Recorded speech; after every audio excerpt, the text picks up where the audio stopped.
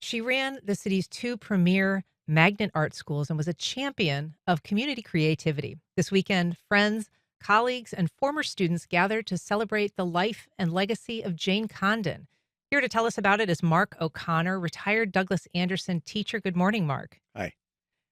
Carol Grimes, co author of Jane's memoir, Chosen by Jane, and longtime friend. Good morning, Carol. Good morning. And Chris Banks, music faculty member and director of LaVilla Band at the LaVilla School of the Arts. Good morning, Chris. Good morning. So appreciate you all being here. Mark, can you just sort of start? You started at DA when DA opened. That was some time ago. Jane joined after a minute. Can you sort of talk about her arrival and her influence at that school?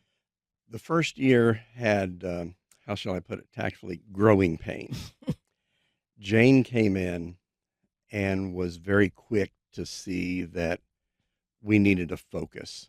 We needed a goal.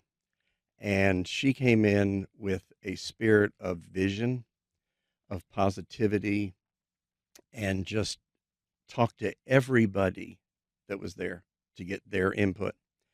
And she just got the right people in and led us to national recognition. We have 5 Grammy Awards for the music department.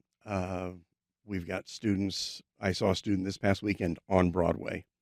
Wow. Um, but it was because of her calm demeanor that just got us off on the right foot. And so, what was her vision that she was bringing at that time? I mean, as you say, this is a diverse group of theater people, creatives, musicians, a lot of people with a lot of inspiration, but can be a difficult group to manage. Let's be honest. Lots of personality. Yeah. Mhm. Her vision was that art is not an add-on. Art is essential. That it didn't matter whether it was music, dance, visual arts. It needed to be respected. We collaborated on a lot of things, but she had a vision to get the art into the students, knowing that most of them were not going to be professional artists, but they would take that art background and incorporate it into their lives. Can you tell us? You helped write her book, Carol, her memoir. You are a longtime friend of hers. Tell us a little bit about where her passion for the arts came from in the first place. It's sort of ironic. Um, there's a scene in the book where she's in a dance class, in a ballet class, and the teacher calls her mother and says, "Mrs. Sharp, you're wasting your money. This child is not going to be a dancer." And she sang off key, but she loved music. She wanted to be a ballerina so badly. And I said, you weren't able to be a ballerina, so you created hundreds, if not thousands of them. Mm. You inspired all these other people to do what you appreciated and wanted to do. And she had this passion for arts, and it's like she gave it away instead of doing it herself. And that was the vision that she had, to take these kids who had all this talent. And a lot of these kids they didn't have the resources to have private lessons and so on. Well, they got these guys like these to train them in her schools. And what do you think it was about those early experiences with her own arts education that helped her create a template for like an arts magnet program? You know, I think she had a strong vision, a clear vision, and she had the confidence she had confidence in herself to be the kind of leader they needed, but she also had confidence in the talent of the faculty that she was able to hire. And she made a point, and she was telling me all this because I didn't know her at the time, but in the process of writing the book, she would tell me a lot of backstory, um, things about these great teachers. And she would say, I don't know how to dance, but I sure can appreciate and recognize somebody who does. So She hires Rhonda Stampaglia. She inspires all these other people and gives them the kind of support that an administrator is supposed to do. The administrator is supposed to clear the way and do all the administrative things so that this talented faculty can do what they do best without a lot of problems in their way. So that's the way she viewed her role. And you, as I said, you worked with her on her memoir, and I don't know if this Yeah. is a question best directed at you or Chris or both of you, but one of the things that she did after DA was she went on to create LaVilla School of the Uh, Art. she, she retired from DA to take care of her husband, Bill Condon, who was a brilliant arts aficionado. And who was ailing at the time. He had pulmonary fibrosis. Yes. And so he was sick, but they thought he would live for a few years. So she retired from DA. Well, she retires the first semester. He dies in December. So she said, I'd lost the two things I loved the most, Bill Condon and my school. And there's no way back. Well, the superintendent of schools called her and said, how would you like to start a middle school of the arts? And she said she would think about it, but she said, I knew that was my new project. And it was challenging enough to replace all the stuff that she had lost, because she indeed built it from the ground up, literally, with the charrettes, with the instructors, all the plans, working with the architects and everything. And Chris, what was the need at the time to create a performing arts middle school as sort of a feeder for DA? How did she create that particular institution? What went into it? Well, that predates me just a little bit, but Jane was a genius. And I think anybody that's really good at what they do pulls information from a bunch of different disciplines. And Jane was very good at that. And I think one of the things she fought for was the location for LaVilla being in the LaVilla neighborhood Hmm. with its long history supporting the arts, being on the Chitlin Circuit, the Harlem of the South, all of those things. That was real important for her that the school be in that location.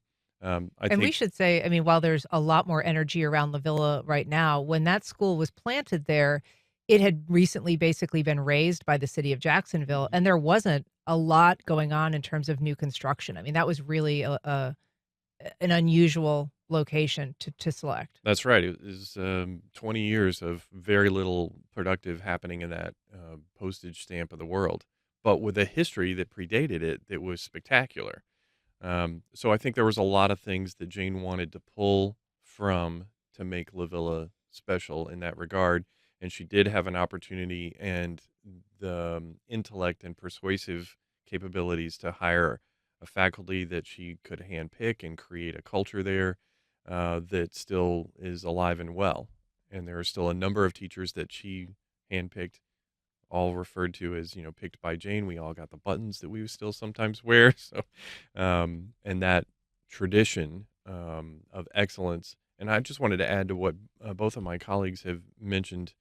I think in managing personalities with all these strong folks in the building, what it really came down to for Jane, and when there had to be a decision made, it's what's best for the kid. What does that child need? And if they need to be in dance and they need to have this other class, then we're going to find a way that they get both of those things. She believed in kids finding their voice in the world through the arts and then having the academic training to make that voice become a reality. And then it was up to them. What was my voice going to be? Is it going to be as an artist, or is it going to be as an appreciator of the arts? Or am I going to find a way to infuse, to know what it's like to be successful from my time at one of these art schools, and then apply that to whatever I do in my life? And I certainly know that firsthand as a performer. When you know what it's like to succeed and have a great audition, you know what it feels like to work toward a goal and be successful, and to give kids that experience that they can apply in their life forever, I think was a cornerstone of Jane's goal. Yeah. And I was gonna ask because the memoir is called Chosen by Jane, Yeah. and you have a copy of it right there you can Yeah. even hold up, but that title refers to her handpicking of Yes. this faculty at this new school and really, Yeah. kind of how she was individually selecting people that she thought were going to be perfect for the job. Yes. Yes. And she very carefully vetted those people, and they knew it. So, as Chris said, they went out and had lanyards made and badges made that said "Chosen by Jane." It was my co-author Susan Brandenburg whose idea the book was. It was her idea to call the book "Chosen by Jane" because of that, and because of, I mean, even in 2012 when Jane and I got together and I moved in with her, both our husbands had died, and we just wanted to have companionship and travel the world, which we did. So I lived with her from late in 2012 all the way through to when she died in February. So so Susan said, "Look, this is such an honor that these faculty still wear their Chosen by Jane badges. And also, the title reflects really the theme of the book, that we are our choices. You know, she had a choice whether to take the challenge of DA because it was not doing well. I remember reading all the articles in the newspaper about it, and I thought, oh my gosh, you're brave. And she was. So, all these different choices that we make at moment to moment um, really is the theme of the book, that you make good choices and you follow through. I want to ask you, I'll kind of start with you, Mark, because you worked at DA for so long, but I'll ask all of you, obviously DA has had some reputational issues in the last few years that have been very difficult for a lot of people in the DA community. Did that attach to her? Did she struggle with that? Was that something that she felt, personally vested in? She was proud of the school, and anytime there was a blemish on it, she took it personally. But she knew that she had done her work there. She also knew that people are human and they make mistakes, but she never lost her success in that school, that I did something good there and it will continue on. And they're still going strong. Sure. Did she reflect on what she thought had gone wrong? Did she think there was something systemically wrong, or was it something that she just thought was again kind of the mistakes of individuals? She was heartbroken. That's what I could say. Sh- That this would happen to put a blemish on the spectacular success of that school, and especially that it would have to do with exploiting students in any way.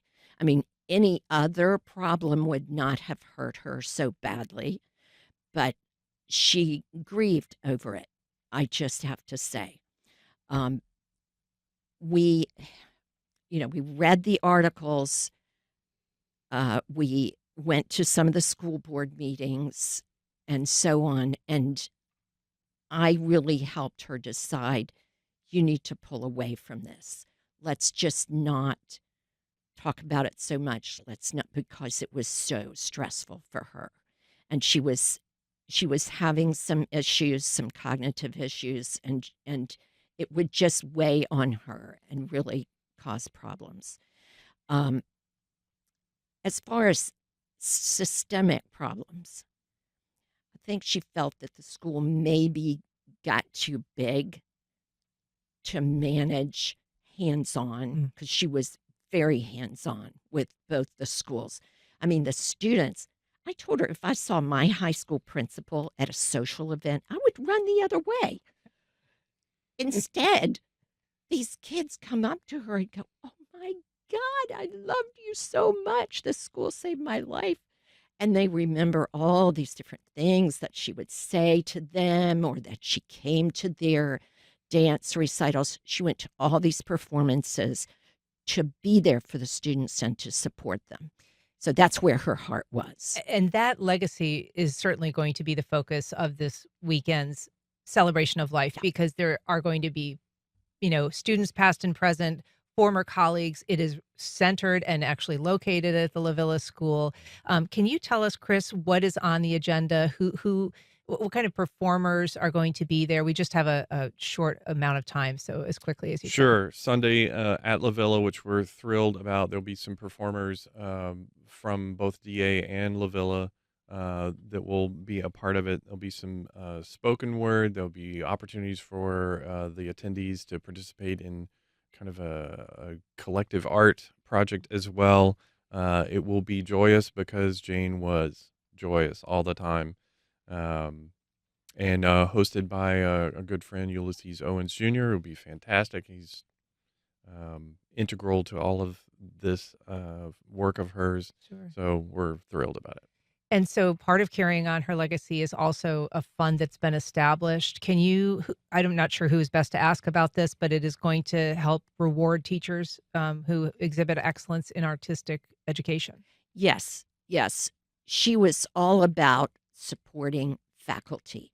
She knew that she hired the right people and she wanted to do anything she could to support them. So the family set up this fund through the community foundation. So it will be guaranteed to be monitored and well managed.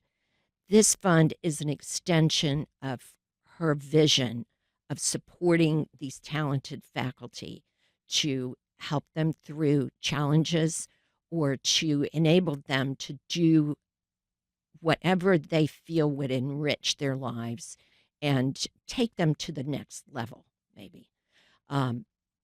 So it's to honor her and to enable her vision to continue.